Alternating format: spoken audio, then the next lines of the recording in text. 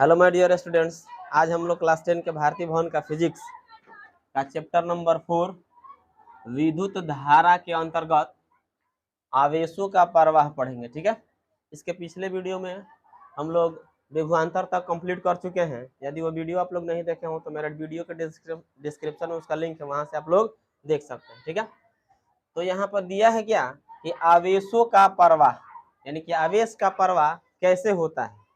ठीक है, तो सबसे पहले देख लेते हैं यहाँ पे पॉइंट क्या दिया है, उसको हम क्लियर करते हुए आगे बढ़ते हैं।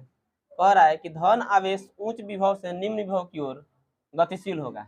जो धन आवेश रहता है यानी कि जो पॉजिटिव चार्ज होता है, प्लस वाला होता है, उसका यानी उसका विभव कहाँ से होता है, उच्च विभव से निम्न विभव की ओर होता है। ठीक है, किसका, जो धन आवेश रहता है उसका प्रवाह किधर होता है, उच्च विभव से निम्न विभव की ओर। और जो ऋण आवेश होता है उसका प्रवाह कहाँ से कहाँ तक होता है, उच्च विभव से निम्न विभव की ओर होता है। बात समझ रहा है ना।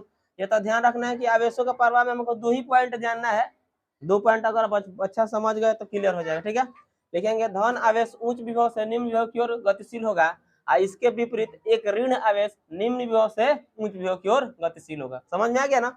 यानी कि धन आवेश उच्च निम्न विभव से उच्च विभव से निम्न विभव की ओर जाएगा, ऋण आवेश निम्न विभव से उच्च विभव की ओर गतिशील होगा। ठीक है, अब आगे पढ़ते हैं हम क्या, सेल एवं बैटरी। तो सेल और बैटरी क्या है इसको देख लेते हैं।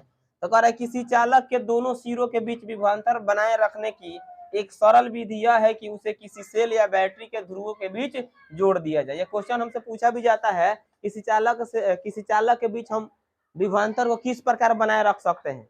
तब इसका हम क्या बता सकते हैं कि उसके दोनों ध्रुवों को किसी बैटरी या सेल से जोड़ देंगे तो उसके बीच विभवांतर बना रहेगा। बात समझ रहे ना। तो वही कह रहा है कि किसी चालक के दोनों सिरों के बीच विभवांतर बनाए रखने की एक सरल विधि यह होती है कि उसे किसी सेल या बैटरी के ध्रुवों के बीच क्या किया जाए, जोड़ दिया जाए। यानी किसी सेल या बैटरी के ध्रुव के बीच उसको जोड़ देंगे तो उसमें विभवांतर बना रहेगा। ठीक है, आगे देखते हैं। कह रहा है कि सेल, अगर पूछा जाए कि सेल क्या है तो हम यहाँ से इसका डेफिनेशन बता सकते हैं। कहेंगे सेल या बैटरी एक ऐसी युक्ति है जो अपने अंदर हो रहे रासायनिक अभिक्रियाओं द्वारा सेल के दोनों इलेक्ट्रोडों के बीच विभवांतर बनाए रखती है। ठीक है, यानी फिर इसको देखते हैं। कह सेल या बैटरी एक ऐसी युक्ति है जो अपने अंदर हो रहे रासायनिक अभिक्रियाओं द्वारा सेलों के दोनों इलेक्ट्रोडों के बीच विभवांतर बनाए रखती है। ये सेल के अंदर कौन सा अभिक्रिया होता है, रासायनिक अभिक्रिया होता है, और उसी रासायनिक अभिक्रिया के द्वारा क्या होता है, यानी कि जो सेल होता है वो दोनों इलेक्ट्रोडों के बीच विभवांतर को बनाए रखता है। यानी कि सेल एक ऐसी युक्ति है जो अपने अंदर हो रहे रासायनिक अभिक्रियाओं के द्वारा सेलों के दोनों इलेक्ट्रोडों के बीच विभवांतर के मान को क्या करती है, बनाए रखती है। ठीक है, आगे देखते हैं।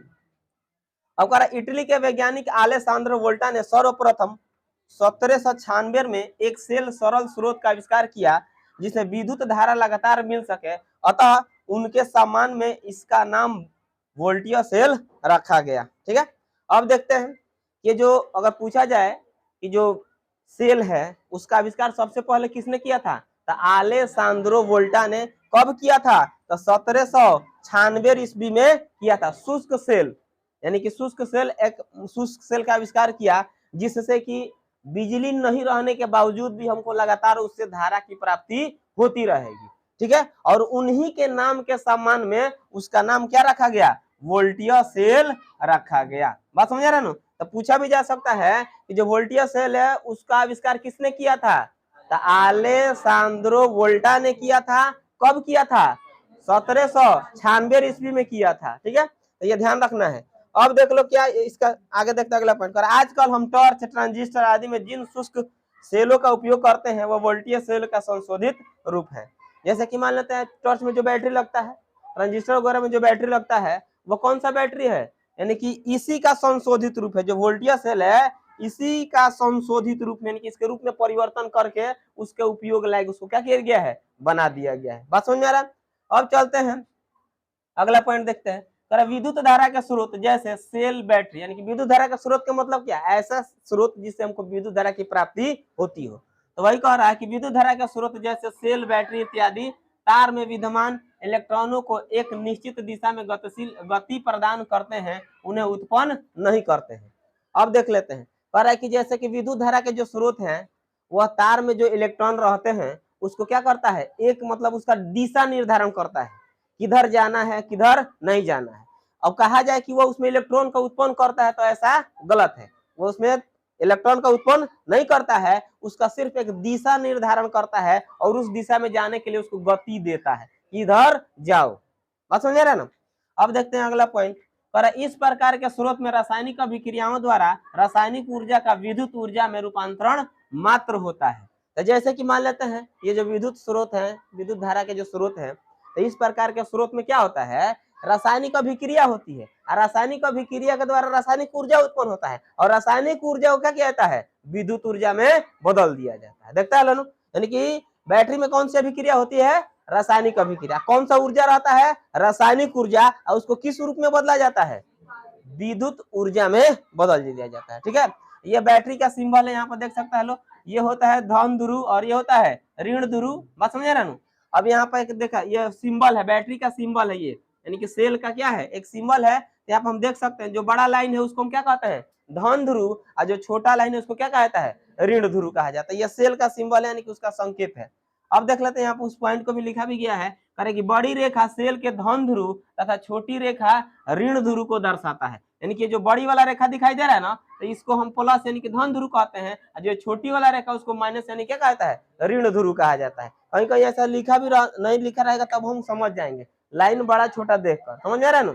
और जहां भी इस प्रकार का सिंबल हमें दिखाई देगा तो समझ जाना कि वह सेल का सिंबल है, यानी कि वहां पर बैटरी या सेल लगा हुआ है। समझ आ रहा है। तो ये हो गया सेल हमारा, ठीक ना।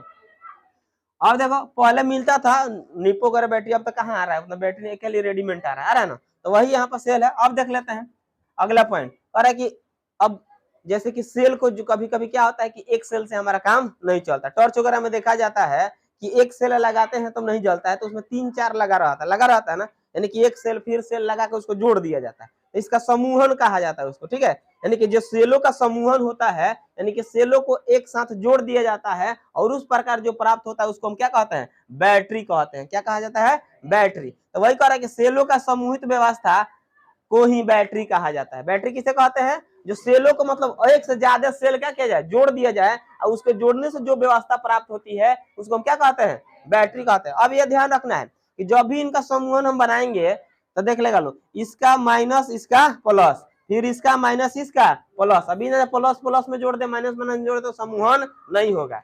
समूहन बनाने के लिए क्या करना होगा, एक का प्लस ध्रुव लेकर चलना पड़ेगा, एक का माइनस, फिर दूसरा का माइनस, फिर उसके बाद वाला का प्लस, तो प्लस माइनस लेके ध्रुव बनाएंगे तब जाके हमारा सेलों का समूहन बनेगा। और सेलों का समूहन का सिंबल ये होता है जिसको हम बैटरी कहते हैं। यहाँ पर देखा जा सकता है, यानी कि ये प्लस फिर ये प्लस फिर माइनस, फिर क्या होगा, प्लस फिर माइनस फिर प्लस फिर माइनस, इस तरह क्या है सेलों का समूहन व्यवस्था किया गया। तो आज के लिए इतना रहने दिया जाए, फिर देखते हैं अगला क्लास में।